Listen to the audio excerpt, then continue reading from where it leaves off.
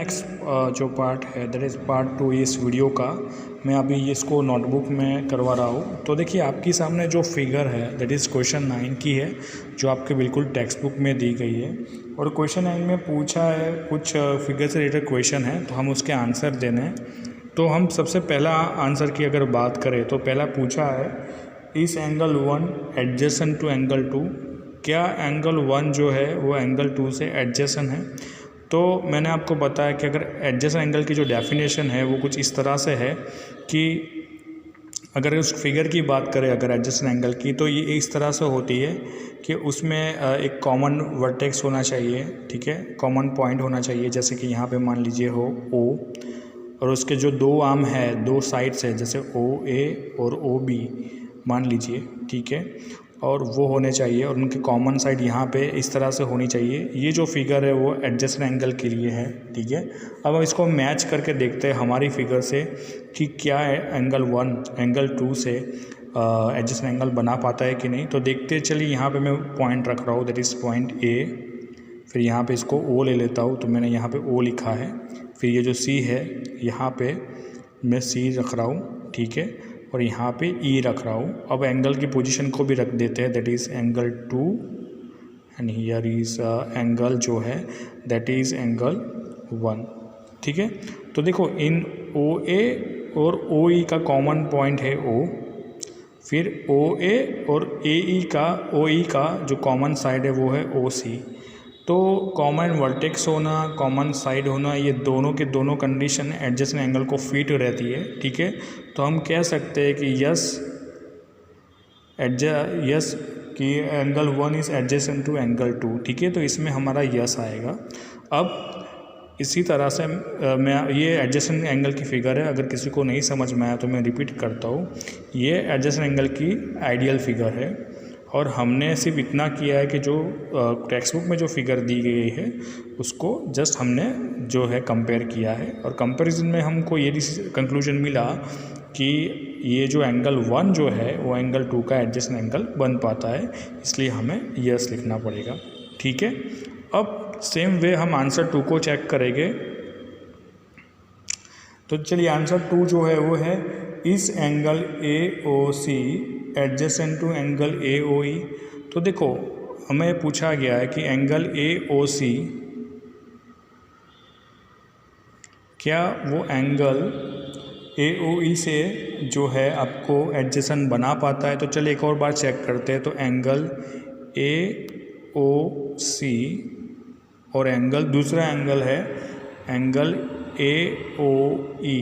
तो first time देखने पे लगता है कि हाँ बिल्कुल एडजेसेंट बना पा रहा है, बट यहाँ पे स्टूडेंट थोड़ा सा डिफरेंस है। यहाँ पे दोनों एंगल को सेपरेटली बताया गया है। इसका मतलब मैं अगर आपको समझाऊँ तो मान लीजिए कि आपको पहले बोला है कि एंगल AOC लो, तो मैं यहाँ पे एंगल AOC ड्रॉ कर रहा हूँ,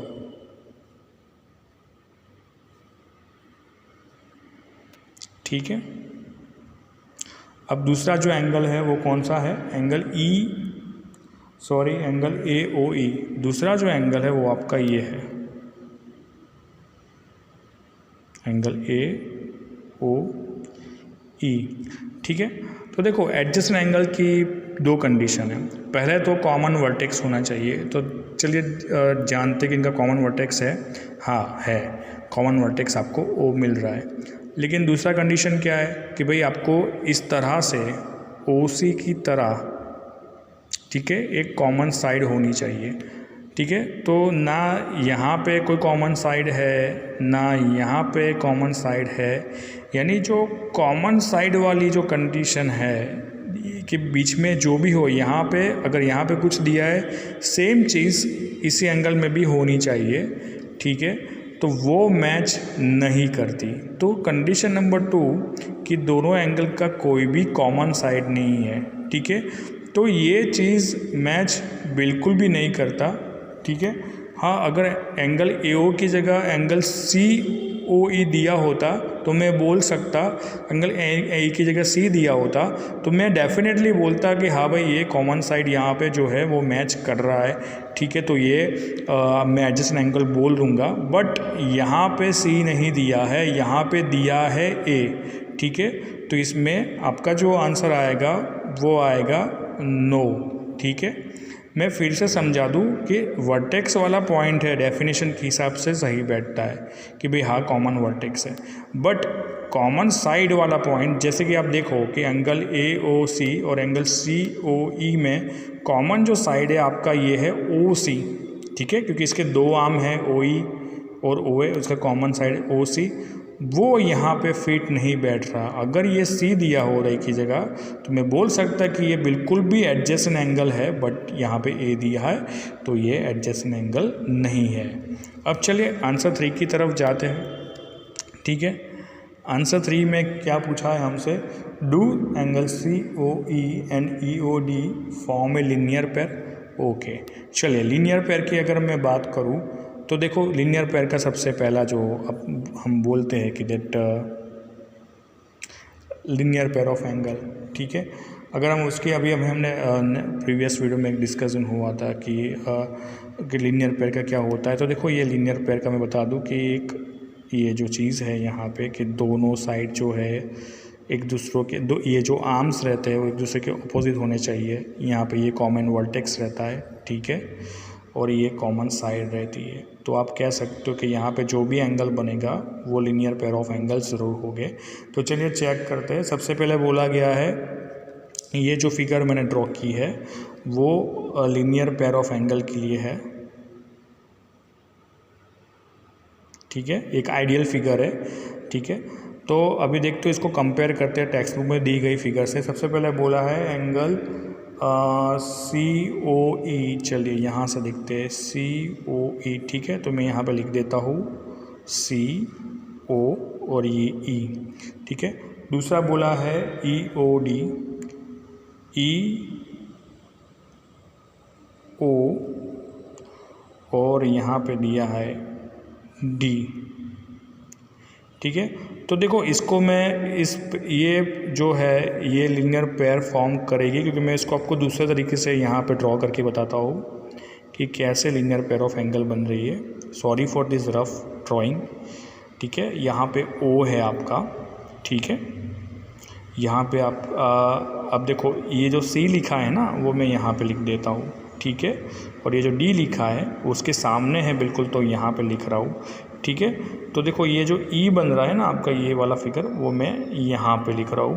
तो आप इस तरह से इसको अगर कंपेयर करते हो तो डेफिनेटली एक एंगल यहाँ पे बनेगा, दूसरा एंगल यहाँ पे बनेगा। तो ये यस कहना है आपको कि हाँ ये बिल्कुल भी लीनियर पेयर ऑफ एंगल है, ठीक है। तो इसमें आंसर आएगा yes, this is the linear pair of angle, ठीक है। तो आई होप कि आपको यहाँ पे समझ में आया होगा, नहीं आया तो डेफिनेटली आप पूछना, ठीक है। अब देखिए अब क्वेश्चन दूसरे क्वेश्चन की ओर जाते हैं, दैट इज़ क्वेश्चन नंबर जो है वो है 4, ठीक है।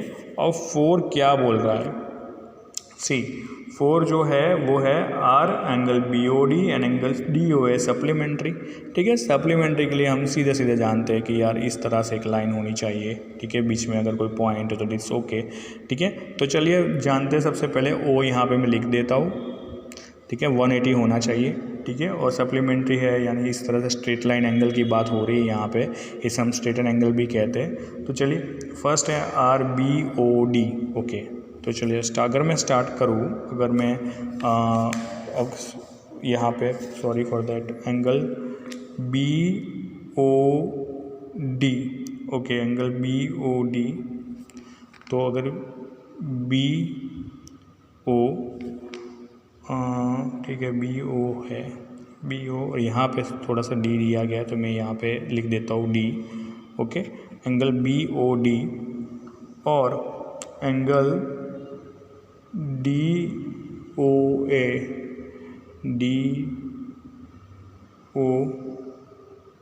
सॉरी मैं इसको रफ करके आपको थोड़ा सा बताता हूँ, ठीक है। हम टेक्स्ट बुक के हिसाब से देखते हैं, तो टेक्स्ट बुक के हिसाब से अगर देखें तो BOD इस तरह से बनता है, BO और यहाँ पे D बन रहा है, ठीक है। अब उसकी एग्जैक्टली सामने B की सामने यहाँ पे जो है वो A बन रहा है, ठीक है। तो क्या ये सप्लीमेंट्री एंगल दोनों हो गए? जी बिल्कुल हो गए, क्योंकि आप देख सकते हो कि यहाँ पे अगर मैं उसको उल्टा कर दूँ ठीक है। तो ये 180 डिग्री क्रिएट करेगा, ये स्ट्रेट लाइन क्रिएट कर रही है जिसका 2 आर्म है ए बी, बीच में से ये कॉमन वर्टेक्स से होगा ओ, ठीक है। तो मैं इसको अगर सीधा कर दूँ तो ये कुछ इस तरह से दिखेगा,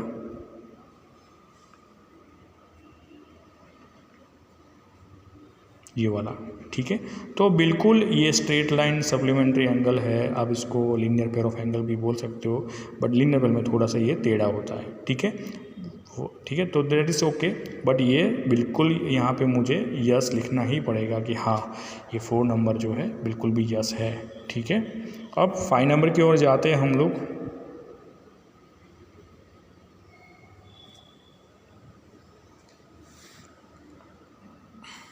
दो 5 नंबर है कि is angle 1 vertically opposite to angle 4।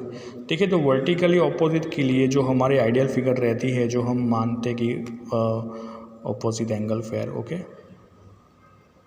वो क्या हो सकती है। तो देखो बड़ा सा एक्स होता है, तो ये 1 के सामने जो भी आएगा वो उसका वर्टिकली ऑपोजिट एंगल होगा। मान लो कि यहाँ पे मैंने 3 लिखा है, ठीक है, और यहाँ पे 2 है और यहाँ पे 4 है, तो हम ये आइडियल फिगर है कि 1 के सामने अगर 3 है तो उसका वर्टिकली ऑपोजिट है, 4 के सामने अगर 2 है तो उसका वर्टिकली ऑपोजिट एंगल है। अब इस फिगर को हम टेक्स्ट बुक की फिगर को ध्यान से देखेंगे कि एंगल 1 के सामने 4 है, तो अगर आप टेक्स्ट बुक के हिसाब से देखोगे तो आपको ध्यान से पता चलेगा कि यहाँ पे एंगल 1 दिया गया है, ठीक है, और यहाँ पे आपको 5 दिया गया होगा, यहाँ पे आपको ऐसे 3 और 2 दिया होगा, ठीक है, सॉरी 2 और 3 दिया गया है, और यहाँ पे 4। तो हम कह सकते हैं कि 1 एग्जैक्टली 4 की सामने, तो ये वर्टिकली ऑपोजिट एंगल ही हुआ, यानी जितना 1 होगा उतना ही 4 होगा, तो इसमें आएगा yes, it is the vertically opposite angle. Now अब 6 नंबर पे जाते हैं। 6 नंबर है what is the vertically opposite angle of 5।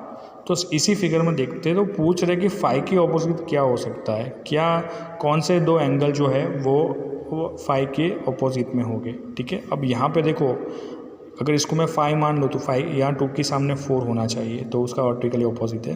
तो 5 के सामने भी कोई ऐसा पूरा एंगल होना चाहिए 4 की तरह, जो ऐसे पूरा हो, ठीक है, वो वर्टिकली ऑपोजिट होगा। बट यहाँ पे ये एंगल जो है 2 पार्ट में डिवाइड हुआ है, फर्स्ट है एंगल 2 और दूसरा है एंगल 3, ठीक है।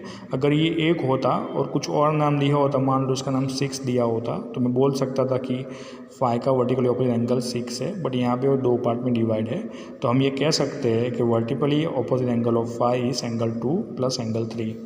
सो vertically opposite angle of 5 is angle 2 plus angle 3, ठीक है। तो हमारा आंसर आएगा यस, ठीक है। तो ये भी यस ही रहेगा, ये वर्टिकली ऑपोजिट एंगल है, ठीक है। तो यहाँ पे आपका जो क्वेश्चन नंबर 9 है वो फिनिश होता है। फिर भी अगर कोई डाउट हो तो कह सकते हो अक्टूबर पे। And sorry for today, network issue के कारण आपसे मैं ज्वाइंट नहीं हो पाया था। Thank you.